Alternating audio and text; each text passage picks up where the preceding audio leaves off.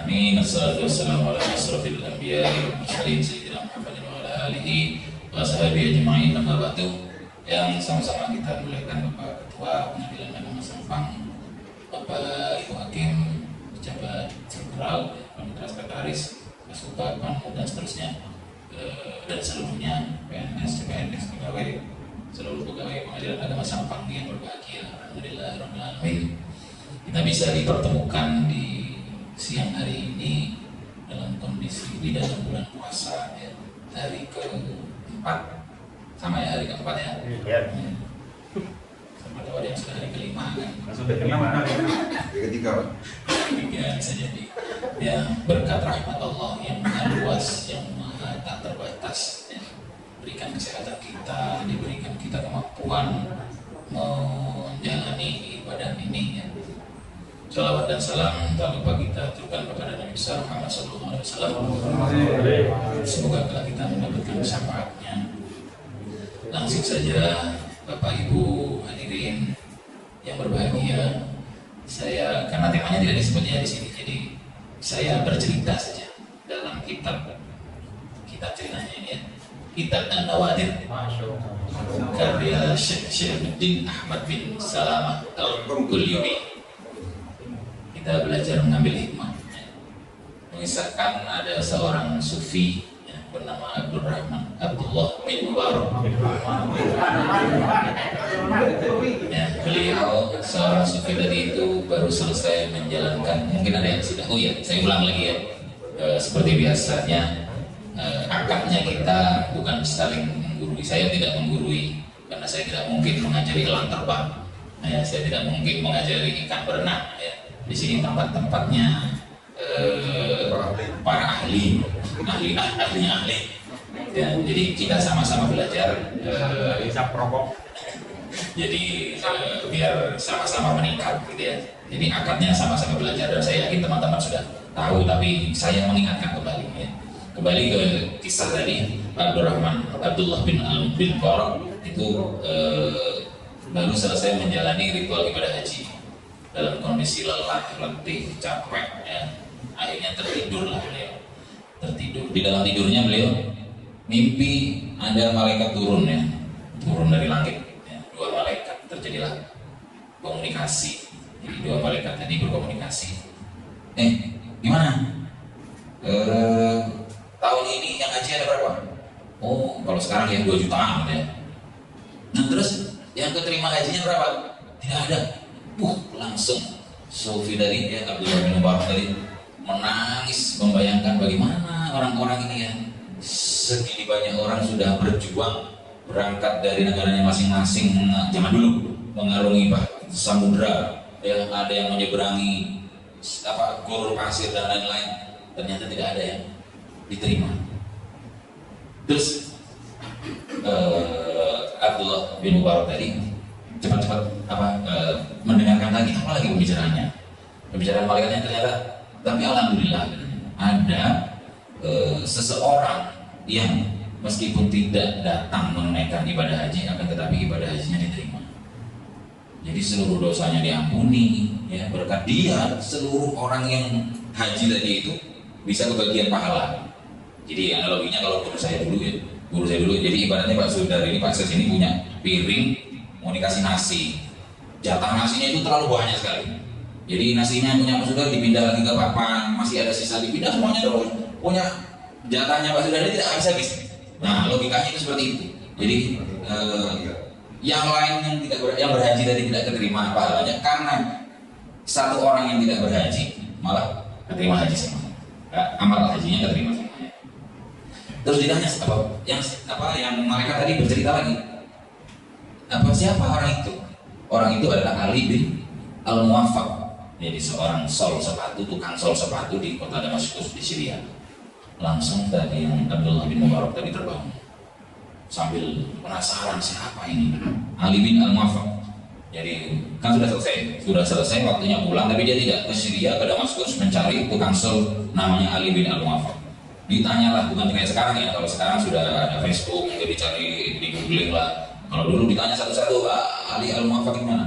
Seorang sol sepatu, tanya ke sol sepatu, akhirnya ditujukan, oh ada di sana di ujung perbatasan kota. Akhirnya ke sana ketemulah Ali bin Al-Muwaffaq ini, orangnya lusuh, pakaiannya tidak kumal lah, tidak seperti anulah, tidak layak. Jadi ditanya lah, apa gerangan amalan apa yang dikerjakan selama ini yang sampai apa Anda sampai saat ini. Jadi tidak haji terhadap haji tadi dia. Jadi Ali bin Al-Muwaffaq tadi ya, akhirnya bercerita saya itu pengen haji, ya pengen haji. Jadi dari bekerjanya dia itu sol sepatu, ya, menjahit sepatu dan lain-lain, memperbaiki sepatu, dia sisihkan setiap hari sampai puluhan tahun, akhirnya terkumpul sekitar ya 350 dirham lah atau berapa lah untuk cukup bisa berangkat haji. Akhirnya suatu saat pada tahun ini cukup, ya, sudah niat sudah sekian puluh tahun lalu untuk berhaji, karena sudah niat dia mau berangkat, istrinya sedang hamil. Sebelum berangkat istrinya, Mas, ini zaman sekarang ya masih dibayar, Mas bro, ini aroma masakannya siapa? Kan orang hamil ini kan. Saya pengen ngidam. Kalau Pak saya ngidam.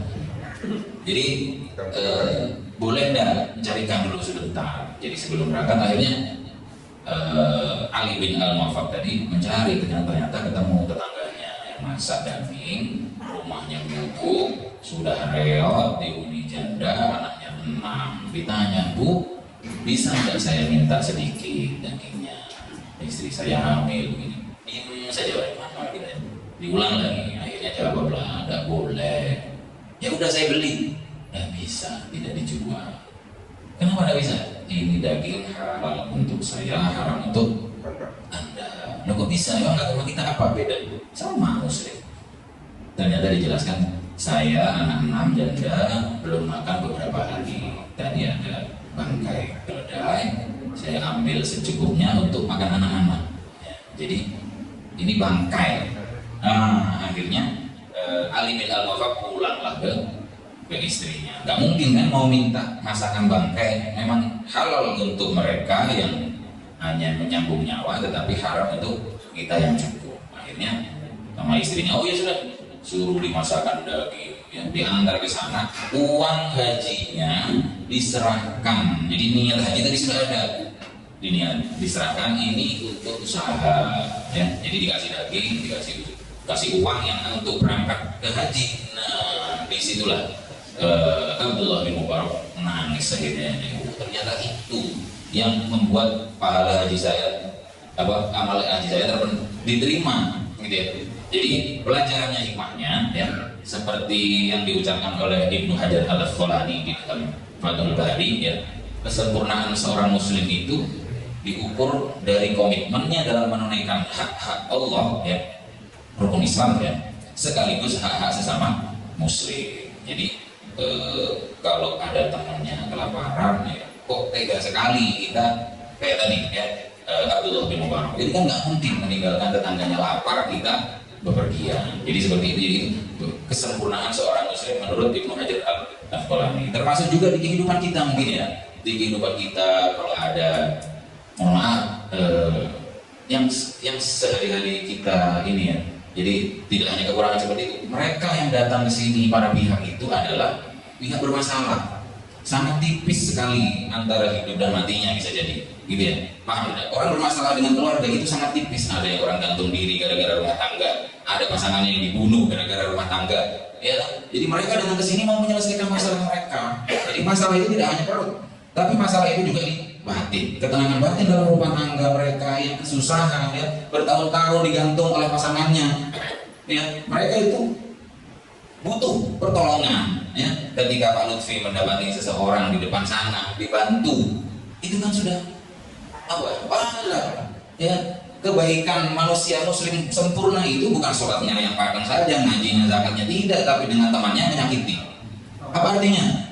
Ya, mungkin 3 hari khatam Al-Quran, melihat orang kesusahan didiemin saja. Tidak demikian, gitu ya. Jadi menurut Ibnu Hajar tadi itulah, ya. Jadi kita mengambil hikmah, ya, mengambil hikmah dari kisah Abdul Rahman Abdullah bin Mubarak untuk menyempurnakan Islam kita, ya, harus menunaikan hak-hak kepada Allah dan juga hak sesama manusia, gitu ya. Jadi mungkin cukup dari saya. Mohon maaf bila ada salah. Akhirul kalam. Assalamualaikum warahmatullahi wabarakatuh. Waalaikumsalam warahmatullahi wabarakatuh.